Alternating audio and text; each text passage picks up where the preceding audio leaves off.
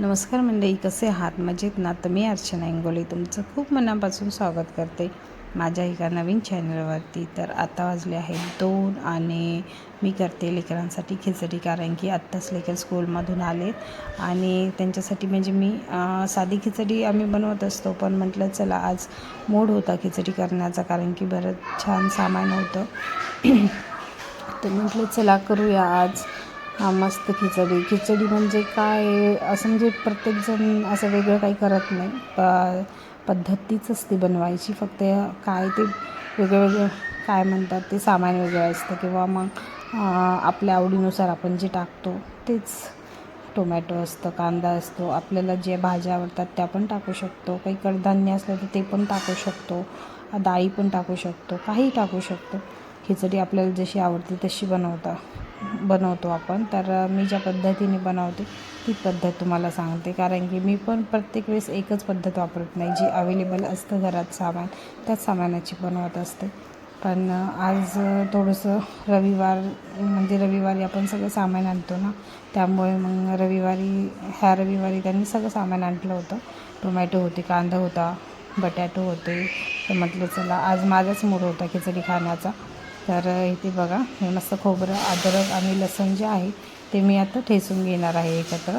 आणि दरवेळेस मी टाकत नाही, पण आज मसाल्याची खिचडी करायची, त्यामुळे मी खोबरं, लसूण आणि अद्रक हे ठेचून घेत आहे. आणि बाकीचे मग टोमॅटो कट करून घेतला आहे, बटाटो, टोमॅटो, कांदा आणि थोडीशी काजू घेतलेत. म्हटलं मस्त पुलाव टाईप करूया. जे आहे सामान ते घेतले थोडं. हे बघा, टोमॅटो आहे, कांदा आहे, कोथिंबीर आहे, आणखीन हे जे मी तुम्हाला आत्ता सांगितलं अद्रक, खोबरं आणि लसूण ते मी खलबत्त्यामध्ये कुटून घेतलं आहे. आणि मेन म्हणजे मसाला कोणता टाकणार आहे, तर मी खिचडीला मसाला वापरणार आहे चिवडा मसाला. आज मला ट्राय करायचं की चिवडा मसाला टाकल्यानंतर खिचडी कशी होते किंवा कशी लागते. ते जास्त टाकणार नाही, नॉर्मली टाकणार आहे, कारण की मला पण माहीत नाही त्याचा फ्लेवर कसा लागणार आहे खिचडीमध्ये. आणि मी खूप वेळ शोधत होते, मला कढीपत्ता हवा होता, पण मला काही तो सापडतच नव्हता. पण फायनली मला तो मिळाला. आणि कढीपत्ता शेतातला असल्यामुळे मला फार आवडतो खिचडीला किंवा पोह्याला. कढीपत्ता टाकल्याशिवाय कसं छान. आणि मी कढीपत्ता म्हणजे वापरलेला कढीपत्ता खातेसुद्धा, म्हणतात केसासाठी चांगला असतो. तर इथे मी कढीपत्ता पण घेतला आहे, 2-4 मिरच्या पण घेतल्यात. मिरच्या काही तिखट नाही आहेत जास्त.